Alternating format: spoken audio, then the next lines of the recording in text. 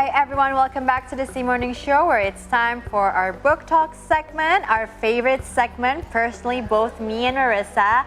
Are you ready with your book recommendation, Marissa? Yes, absolutely. Just let us know. Because, but before that, Okay. Before the book recommendation, we today would like to introduce you this special book that is written by a special friend of ours, Intan Paramaditha, who is joining us already in the studio to talk about her new novel called Malam, Seribu, Jahanam, or maybe, if I try to translate it, A Night of 1,000 Hells, or a curse, 1,000 of cursed nights. We will confirm with the writer herself. Good morning, Intan. Good morning. Thank you for having me. Thank you so much for coming by. I know you were teaching as well in Sydney, so Congratulations on this. Thank you. I mean, it's been a while since your last novel, which was Sepatu Merah, right? Yeah, Gentayangan or The One Gentayangan. Ring. And Yes. you read in the book lunch. Exactly, and that was years ago. It was in Right. 2017, if I'm Okay. not mistaken. So tell us about this latest one, because if you see the cover, it's very intriguing. And also when I see the back, it says that it is a compilation of tales or stories or dark tales of stories about regrets, shame, and ghost, and also reflection on the practice of religion. You also focus on the middle class and also the fragility of sisterhood or brotherhood or persaudaraan or family. Sisterhood, yeah. Sisterhood. So tell us about this exciting novel. Yeah, so maybe the synopsis first. yeah. So this is a novel about a grandmother named Victoria with her granddaughters, 3 granddaughters, and in 1991 she foretold the destiny of these 3 granddaughters. The eldest will be the caretaker, the second granddaughter will be the traveler, and the last one, the youngest, will be the bride. So caretaker, traveler, and the bride. Right. And the story begins, this is not a spoiler because this is the first chapter of the novel, with the youngest sister. She has killed herself in a suicide bombing attack with her whole family. That's relevant. There's one surviving child, and the surviving sisters need to cope with this with the sense of humiliation, shock, regret, remorse. They're stuck in the present. They cannot move to the future, and they have to trace the memories of the past, trying to figure out where they have left the sister, where she took the wrong turn. Yeah. And as things get worse, another sister appears. The caretaker. The first one. Oh, outside the 3. My goodness. So another sister appears and she confronts the surviving sister. So that's basically the synopsis. How exciting. I mean, I know that every writer, whenever they write about something, especially as strongly as this, it's because they've been observing some social happenings that really somewhat move you. So what's the journey in writing this in particular, with this topic? Yeah, so the interest is in literary horror, but I will talk about that later. Maybe I'll start with the political questions, because I think literature is a way to ask questions rather than making a very rigid statement about something. So I ask questions around basically the middle class, particularly the Muslim middle class in Indonesia, and those who are based in or raised in Java. That's the dominant class, and as dominant cultures elsewhere, we don't always realize that the dominant class participates in oppression of other groups. So this is really asking the question of how we contribute to the culture of oppression or the culture of violence, even though, so I make it really close, how the terrorist attack is really attached to the notion of family. Yes. And it's really the question of how we contribute to this culture of violence, even though we might not want it to be. So for instance, we might have participated in sharing through WhatsApp groups, mindlessly information that sends hateful messages. Or we might not do that, but we let things happen, we remain silent. I think silence is also a way of oppression. Yeah, a form of contributing to the culture of domination and oppression and violence. That's the first political question. The second political question is, well, this is not only about religion or the politics of religion. This is also a question about sisterhood and the relation between women. All the women here are strong women. They have agency, but they're not very intersectional. So How do you mean? Not very intersectional? Yeah, so they are strong women and they are empowered, but they don't take into account other factors of oppression such as class, ethnicity. Even in Indonesia, the oppression based on geopolitics is very strong. So they don't take into account all of these factors, which means they're not very intersectional. They are women who are selfish in a way. So this is also a critique of feminism today, in addition to a critique of religious practice and our own self-righteousness. Wow. That's a lot, sorry. You make I me can listen know. to her like, I mean, it's not a lot at all. I and Russia were just so fascinated, and we cannot wait to read this novel. Really, really, really. yeah. I'm just also curious because I'm also aspired to be a writer. Like, what is your creative process in making this book? Because I believe there's a lot of references that you need to trace back to the history and whatnot, and also other facts. And then you need to be creative as well in creating this story. So what is your creative story in making this book? So I started working on this project. The idea came to me in 2018, inspired by an actual event in Indonesia. What happened at the time? A terrorist attack. But it was this was the bombing in Sarina. in Surabaya. Oh, in Surabaya. And it was inspired by other things as well. Also the question of what it means to be a family, what it means to relate to other women, etc. And I started working on this in 2019, but I did not write for a year.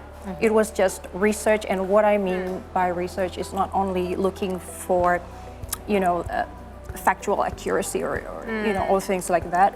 I look at, I explore the aesthetic mode. How would I tell this story? And of course, literary horror has always been a big influence in me. I am very much inspired by the Gothic tradition, British Gothic tradition, 18th, 19th century. What is a literary horror, and can you explain what is the example of literary horror?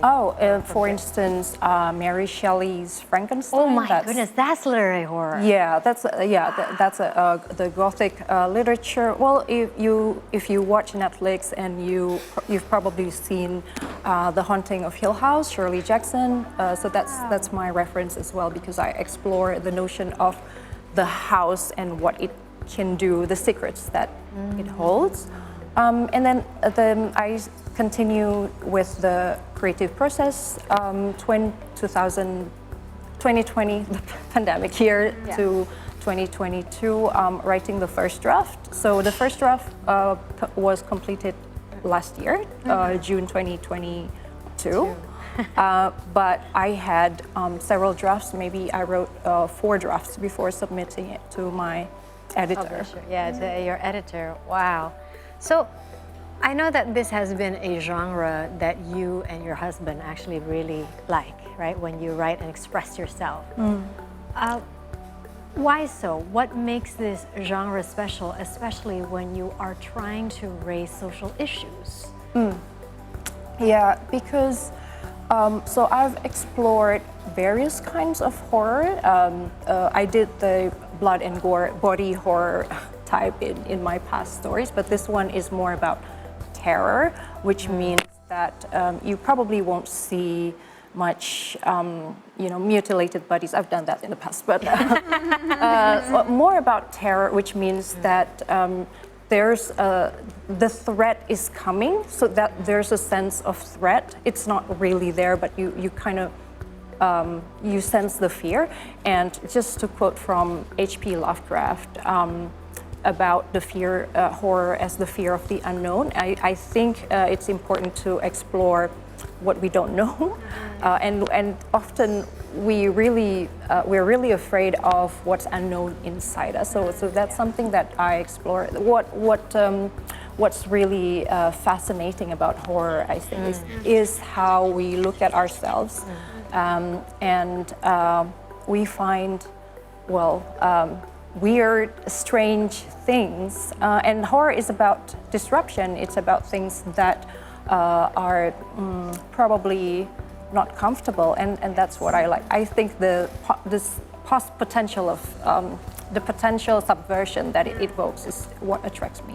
Yeah, I get it, especially when you said, we all, something that you said made me think about how humans deal with fear. They tend to repress it. Most humans tend to repress it, and that actually manifests into behaviors that are counterproductive to themselves. And I can't wait to read this, honestly. Intan, this is very exciting. Thank and all of you. the issues that you've raised as well, very much relevant to what we're facing now, and especially as a woman, as fellow women. It's always interesting because when you talk about feminism, sometimes there's this one strong rhetoric that sometimes make me think, is that really feminism? So I'm looking forward to answering those questions through your stories here. When is the book available for us public to actually buy and read? There have been some pre-launch events in Makassar and Bandung, and there will be one in Jogja, but it will be officially available on June 28th, although people have pre-ordered the book. Oh my God. So June 28th is just next week, Wednesday, right? Yes, exactly. And since we're here with a writer and we have so many books here, why don't we go into our book recommendation, right, Rasha? Yeah. Intan, why don't you start first? Yeah, so I have Bahaya Merokok di Ranjang, or The Dangers of Smoking in Bed. So this is the Indonesian version, translated from the Spanish. Mariana Enriquez is an Argentinian author, and I recommend this because, first, I really like her style of writing, literary horror to explore issues of problems with capitalism, with colonialism, so horror to explore like larger issues in the society. And this was published by, it's quite new, published by an indie publisher, Labirin Buku, and I had the honor of writing the foreword to this. So how lovely. Yeah. The Dangers of Smoking in Bed is the English version. I read that one first, but please do read this one, beautifully translated by Gita Nanda from Labirin Buku. Highly recommend it. Lovely. Thank you so much. Well, that's one recommendation, Rasha. Well, I don't bring my book yet today, but my recommendation is It Ends With Us by Eileen Hoover. This was recommended by Shana some So I actually time ago. recommended it to her. There you go. So it basically explored the story about breaking the generational trauma of domestic abuse. But they package it in a way that is so relevant and relatable for a lot of young people. Absolutely. The protagonist is a woman that is having a career, having a very good potential, and the intricacy comes when he has this relationship with a seemingly high potential guy, surgeon and whatnot, Oh, wow. coming from a very good family, looking very nice and friendly at the beginning. But then the trauma come from his past, and also merge with the girl trauma, and then it just happened to make a situation where there's a domestic abuse in the relationship. And at the time, the girl was left to choose whether to leave the guy and stop that generational trauma with her because she's having a daughter, or she continues, you know, but that trauma will also continue. So Yeah, I if think you it's a don't break it. exactly, If if you you're don't not break conscious it. about Yeah. it and So I think you it's don't repeat it. Yeah. Yeah. So I think it's a beautiful story Wow. packaged in a very like pop culturally kind Yeah. of way, and it blew up on TikTok. And they're actually going to make a movie now. I heard. Yeah, I heard. with Blake Lively as the main character. Wait, I can see her doing this character. Well, thank you so much for that recommendation. What It about ends you? with us. Well, I mean, I'm not much of a nonfiction reader. I mean, it's like, sorry, I'm not much of a fiction reader, but there are sometimes fiction books or novels that I like, and this is sort of like semi-fiction, nonfiction. No, actually, it's not fiction, but it's written in a way that it's like a novel. This is basically Modern Love. You both must be familiar with the series Modern Love that we can access on Netflix or wherever the streamer is. So this is basically a compilation of that column, Modern Love, by the New York Times or in the New York Times.